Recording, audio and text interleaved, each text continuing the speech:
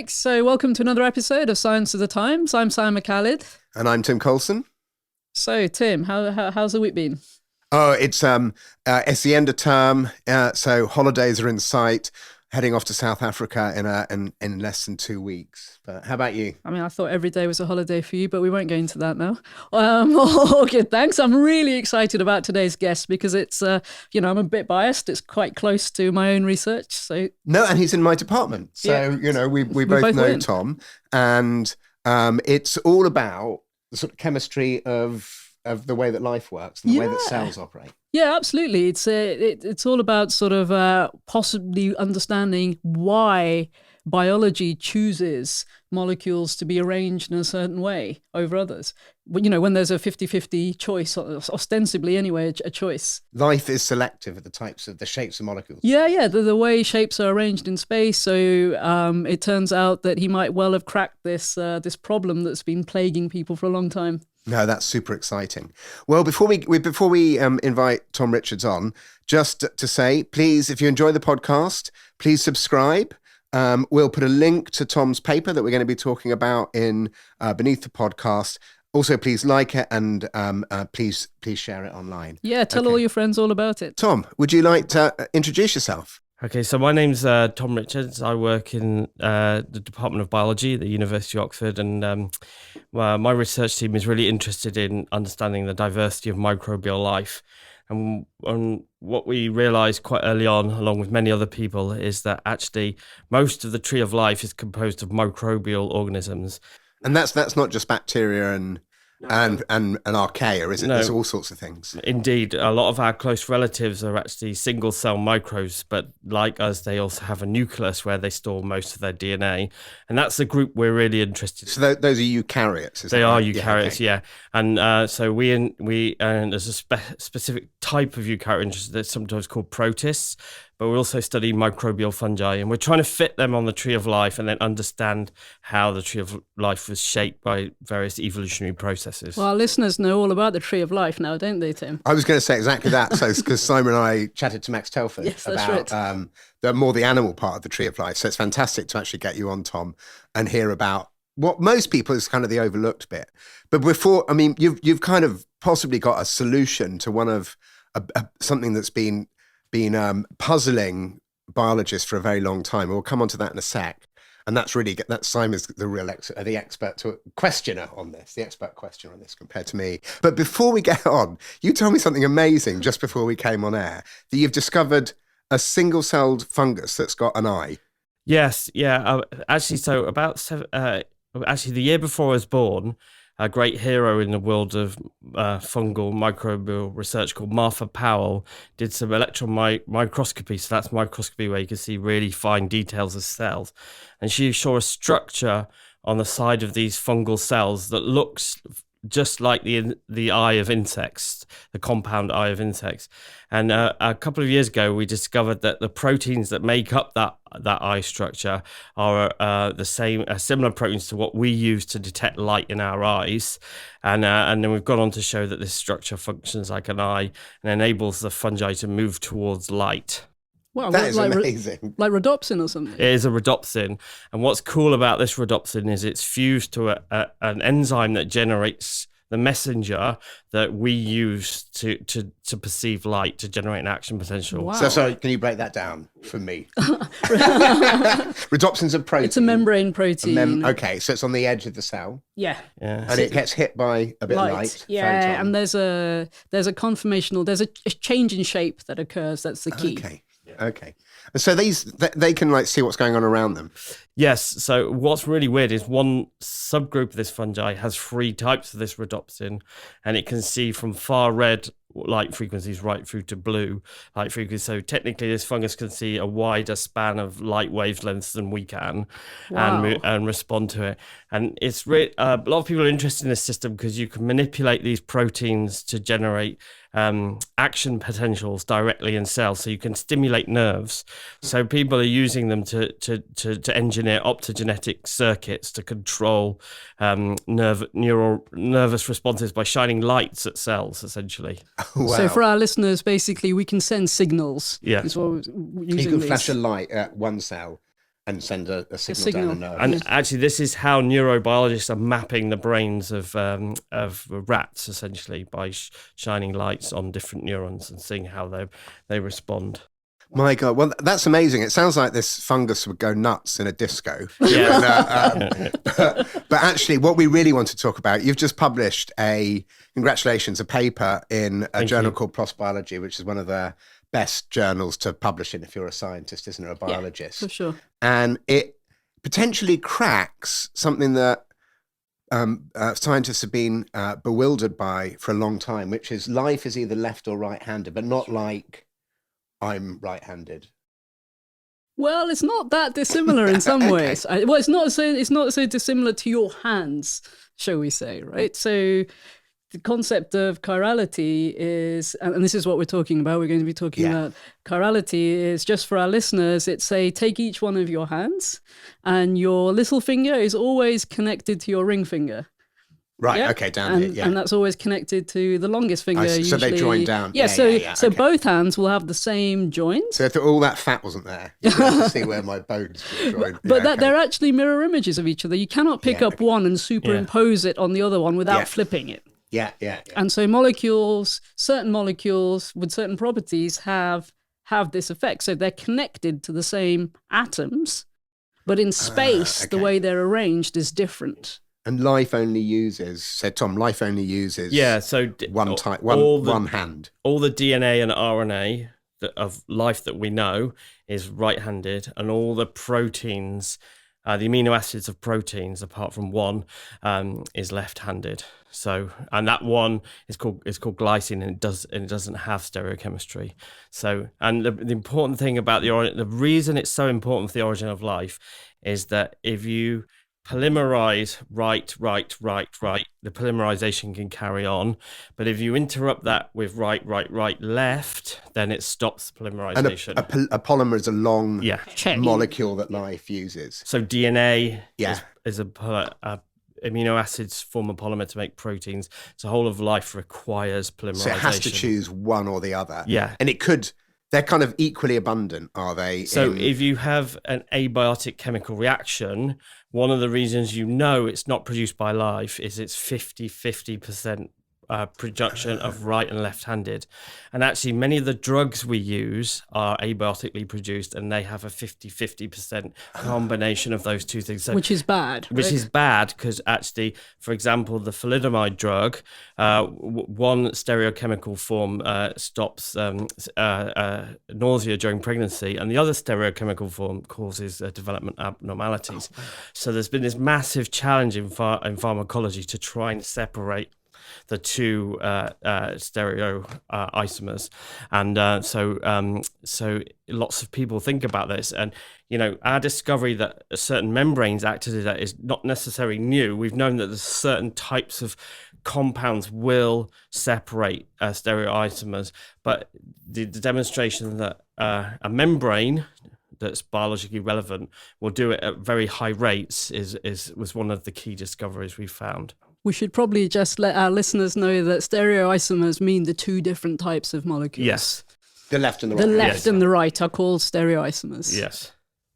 And so if we go back, I guess, in time and in the development of life, at some point, biologically active or actually biologically important molecules became encased in a membrane. That's right. So we know that's for sure because all life on this planet has a membrane of some type. And what's interesting is that it's not always been the same chemistry. In fact, we have a different membrane chemistry than bacteria do. It's only slightly different. And then archaea have one that's much more different. And archaea, they're an early microbe that's separated from the bacteria, like.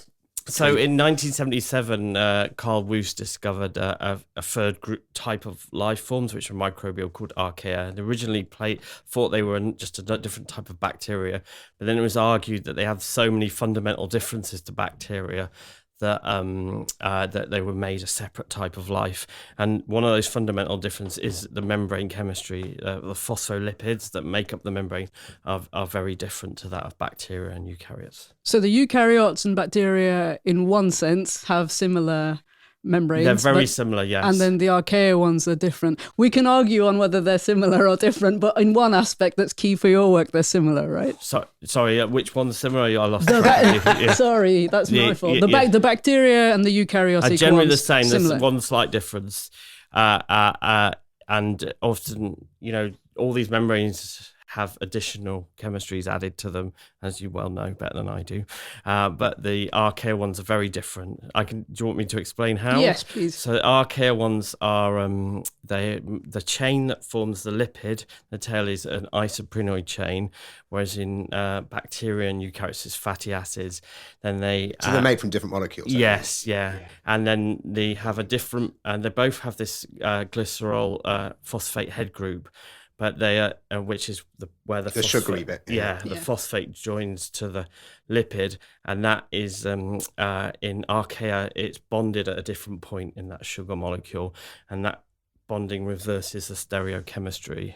So, just for our listeners who aren't familiar with phospholipids and such like, I guess the easiest way to explain it is to say that these molecules have an oil-like fatty acid in bacteria and eukaryotics chain that doesn't like water and excludes it, but of course they're surface facing, so then they also have a component, the phosphate head group and the rest of the bit that goes on top that faces the water and likes to be in water. So they're special molecules. They have a little bit that doesn't like to be in water, and then they also have a bit that likes to be in water. Yeah. That's why they make such good barriers. Exactly, and it's a combination of those two characters you just described that means that they can self-assemble into these compartments. So if you take them and chuck them in a load of water, shake them around, they will form a nice... Generally, yes. A bit like water and oil. Yes. Oil and water. Yeah, for sure. Okay. Yeah, I mean, the classic example is a soap bubble, which is and actually some great experiments show that you could extract material from meteorites and essentially form these kind of compartments from them. But they were more simplified versions of that. They were made of fatty acids, and they lacked the phosphate bit, which is the bit that attracts water. Yeah. And they were less stable, right? But at some point in the evolution of life, we moved to this kind of this fatty substance, this oil that was bound to phosphate, and that gave it this kind of increased integrity, which means that you could form much more stable kind of compartments. So basically, the types of membranes that you get around bacteria, eukaryotes, and archaea, even though they kind of do differ in their structures a little bit, they quite easily form in water as long as you've got the right chemicals there to get them going. Yeah, that's the key. So yes, they do. There is one. Yes, they do form quite easily, but there's this idea that there was a phase before phospholipids, which was just fatty acids, so it didn't have the phosphate, and they will form readily, but they will also they'll break apart. Much more easier, especially when they're in when there's ions around. And actually, the ions are quite important because they drive some of the chemistry that enables polymerization. So you need a step beyond that, where the lipid becomes a phospholipid and becomes more stable. Cool. And so at some point, these molecules surrounded and formed a barrier and encased and protected. Yes. Other biologically important molecules. Yeah, so that was there was a theory for that called the ob-cell hypothesis, which is essentially that kind of bag kind of encapsulated some biochemistry that was occurring, and therefore enabled it to become subdivided from the environment around it. So like a protocell. Yes, yeah. And so your latest findings suggest that it might be. I mean, I'll let you describe it to us, but something about the properties of the membrane itself had something to do with what was encased inside. I was wondering why where the left-handed, right-handedness was going to come in. So there's been lots of study on the bacterial type and the eukaryote type membrane chemistries we talked about earlier, but really the archaeal type ones have been ignored. And so our study was to focus on what is the permeability characteristics of archaeal membranes. And that's when we found out that actually in many cases they're much more permeable. And actually, some of that permeability characteristic selects for certain types of stereochemical isomer. So the key initial finding was that the archaeal membrane would exclude left-handed, must get it right when it excludes the left-handed ribose and deoxyribose, but and therefore allow much higher rate of uptake of the right-handed deoxyribose and ribose. And they're the pentose sugars which are so critical for forming DNA and RNA. Please, if you're enjoying this, do subscribe, do like, and please share it. We'll be back in a minute. Hi, Tim. You're looking particularly snazzy today. What are you wearing? I'm wearing a piece from a company called Grace and Garbo. And actually, you know a little bit more about them than I do, to be honest. Yeah, you're right, I do. And you're the fashion queen. Yeah.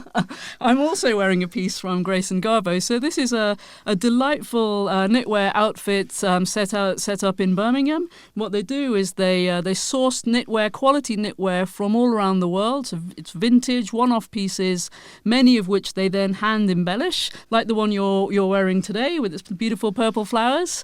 And so they're big on sustainability. Nothing goes to waste. Everything is sort of recycled and reused. And if you want to know more about them, then have a look at the link beneath this episode. And thank you very much to them for supporting our podcast. I hope their sales soar. Yeah, thanks a lot, Grace and Garbo. Welcome back, everyone. And we're talking to Tom Richards about why life favours one-handed, right-handed or left-handed, depending on whether you're talking about the RNA and DNA or the protein, the amino acids and the proteins. And so there's obviously quite a lot to talk about because in the break, which we may put a little discussion of, the two chemists, the two people who know more about chemistry than me. I'm definitely not a chemist. Yeah. We're going at it anyway. in a friendly way, in right? A friendly way, yeah.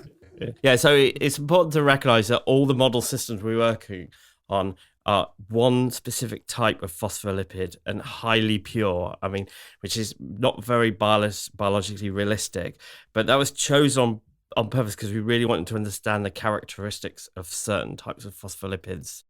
Yeah. And you have PC is the most abundant one in eukaryotes, so that makes sense. Yeah. So what did you do? What was the experiment? I have to say, this is all a collaboration with my great friend Stefano Pagliara, who's at the University of Exeter. He's a physicist, and he spent a lot of time studying how chemicals cross membranes, much like yourself, Simon. And what we were trying to do is recreate kind of membrane chemicals which are alternative which might have been used at alternative phases of the tree of life. And so what you do is you take this mixture of phospholipids and you electroporate it, and they'll form these big vesicles, so these big spheres. So they're forming a compartment, and these are 10 microns in size. So, roughly equivalent to many cells that... Is that like a bacteria cell? Oh, sorry, eukaryote cell? Yeah, that's a most... small eukaryotes about 5 microns. Okay. Yeah. So you take your electrodes, right? You take your electrodes, you put them on the membranes. Yeah. That's the electroporation part, right? Yeah, and it forms it, and then we run these spheres, these tiny spheres. We have this kind of we've built these unique type of plumbing devices called microfluidics, and we put those spheres and we capture thousands of those spheres in little compartments so we can look at them down a microscope, right? And because they're in this plumbing device, you can control the liquid that's moving through that microfluidic device, and then you can change what chemicals are outside the membrane. And before we put those membrane vesicles in the microfluidic device, in this plumbing device. We fill them with a fluorescent reporter, and that fluorescent reporter gets more fluorescent if it's in contact with compounds which have crossed the membrane into the vesicle, the spherical vesicle. That's really cool. So basically, you've got these round balls. Yeah. You fill them with some fluorescent dye, which fluoresces even more once the molecules go in, and that gives you your signal. Yes. That's pretty neat. And then you turn the tap on the plumbing device, and you run through a different a buffer, a fluid that's got a different compound in it, and you can see how much of the compound crosses the membrane by monitoring how the fluorescence changes. Is the color always the same for the different molecules? Yes, it is. So you have to do them separate. You have to do them separately, one at a time. Okay, so you're doing one at a time, and you can see that the left-handed ones are being taken up more quickly than the right. Yes. So that's something we're interested in, right? Is if you had a 50-50 mix, would it change the rate of uptake? And we've been doing some very preliminary molecular dynamic simulations, which I'm always happy to get advice on. And one of the things we look like is that certain types of the stereochemical form seems like they stick to the top of the glycerol phosphate, the top of the phospholipid, and that might be affecting how permeability progresses. So that's something we're interested in doing long term. So that's me trying to elicit a collaboration out of this. No, that would be great. Yeah. And so, has it cracked the problem of why life, is kind of right-handed for the DNA and RNA and left-handed for the amino acids? So it provides an explanation for why it's adopted, but there is, as scientists, we have to criticize our own work. And the main criticism of this work is that the type of phospholipid we're using, there's very little fossil record for that type of phospholipid deep in. Is that right? Yeah. For PC? No, for the isoprenoid. Yes, right. Yeah, type. Yeah. But would it fossilize? So you're right. No, you can get chemical traces from from fossil, but you're right. But there is for PC, but not for the. So geochemists are skeptical from that perspective, right? Now there's lots of ways you could imagine that if there's a bit that the process of vesicle growth, which we can talk about a bit more if you're interested in, would actually lead to purified vesicles, which could do this, and therefore you get a system which is selecting its own growth, so it becomes like a Darwinian, it's under selection system, but it's still, there's not much evidence that this type of phospholipid chemistry was present early in abiotic conditions, which means that it had to have probably come about through metabolism, which means you would have had to have some kind of proto-life form before this type of membrane was utilized. So it's possible that this is, like the second act in evolution of life. Rather than the very first. Yeah. It's quite interesting, actually, because one of the very first podcasts we did was we talked to Adi Pross. That's right. And we were talking about some of these issues and, the origin of life. And we also, we were talking, just talking about sort of the self-propagating, like you said, the selection rules and such Yeah. And it's interesting how it all fits together. Yeah. So the reason we're so excited about this is because actually, if you get polymerization, like I was talking about, with right on right for DNA and RNA and left on left for amino acids, inside a vesicle, a protocell, that vesicle, if there's enough phospholipid hanging around, will grow. Right. Okay. Right. And as it grows, the surface area increases. Yeah. As the surface area increases, more permeability function occurs. Okay. So you get more into the cell. And you get what you'll understand, Tim, as like a Darwinian demon. It's much more competitive than the things around it because you have a you have a circular economy. And that's why we were so excited about this. No, it's very cool. I mean, there's very few rocks that are 4 billion years old, right? When this would have got going. So is the lack of kind of fossil evidence really that damning? I don't think so, but I would say that. So so it comes back to these meteorites. So most of the evidence, because most of the rocks on Earth are full of contamination, essentially. But when you study meteorites and you look at the chemical composition of meteorites, you can see like fatty acids come out of it, which is the main components of bacterial membranes, not archaeal membranes. And we were studying mainly archaeal membranes. Okay. Now, there's a Japanese group that said you can get some selection for stereochemical compounds over bacterial type membranes, but they showed it over a process of 15 hours. So it's very slow. Very, very slow. And our process was over 3 minutes. Yeah, So it was much more significant. So, and we also spoke to Sarah Russell. We didn't we? Who was in charge of the OSIRIX-REx. Was involved in the OSIRIX-REx mission that went to Bennu and did this touch and go and grabbed some asteroid material, brought it back to Earth, and they analysed that and found, 50-50. Yeah, she was looking at the sort of more inorganic. Yeah, she was looking at but I spent a lot of time going through their supplementary material, looking at what amino acids are in there and where do we see selection across membranes for those amino acids.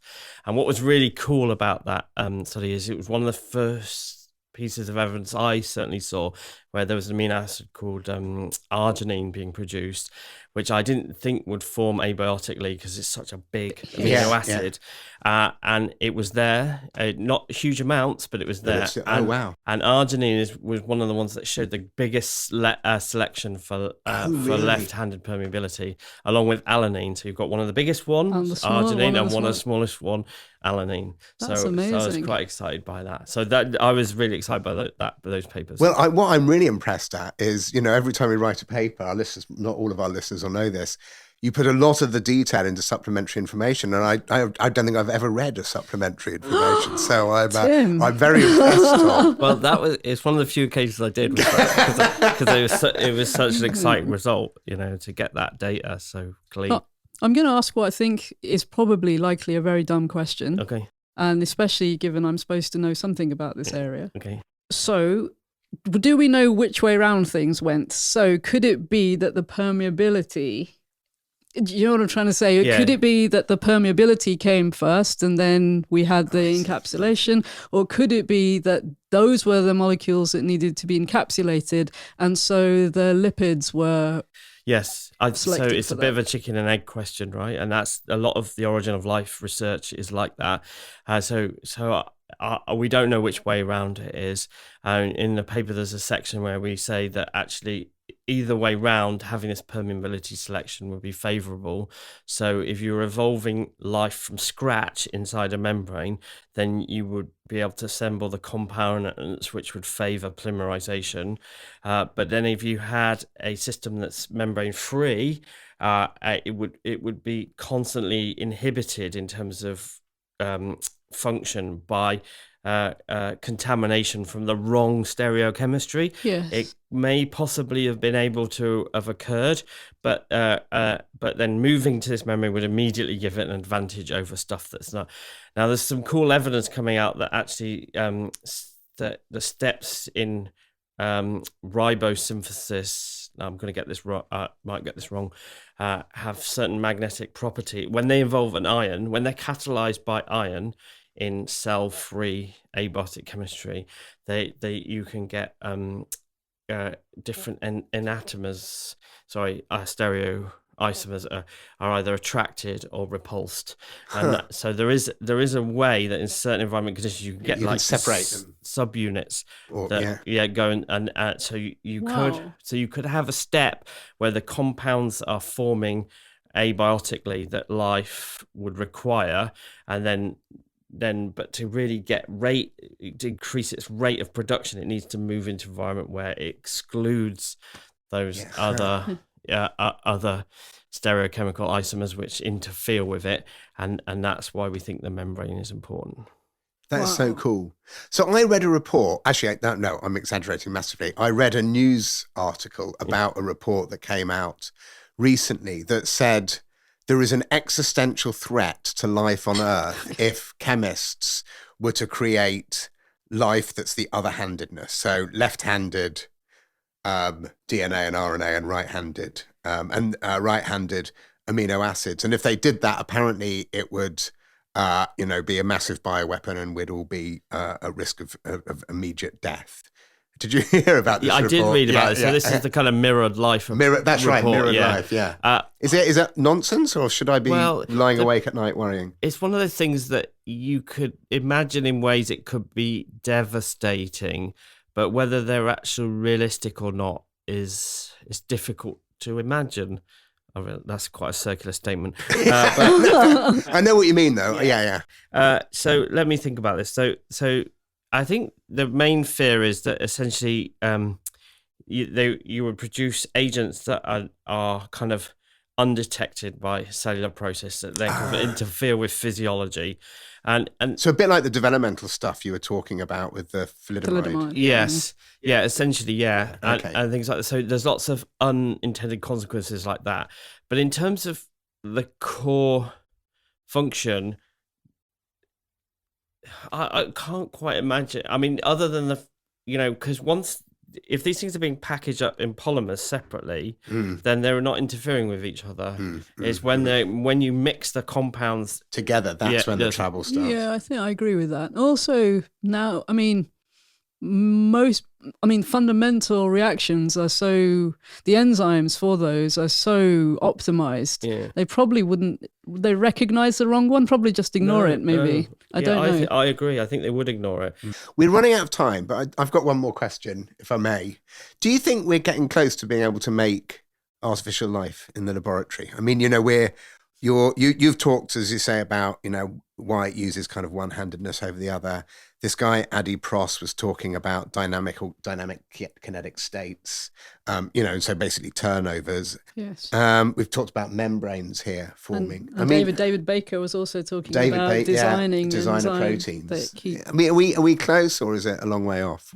What are your... I think you could take it, if you take not just our work, lots of other work about this idea that you can make self-sustaining polymerization inside vesicles. You could make a system that looks like a living organism, as in it's like growing and replicating, right? But it's not doing metabolism to sustain itself. Okay.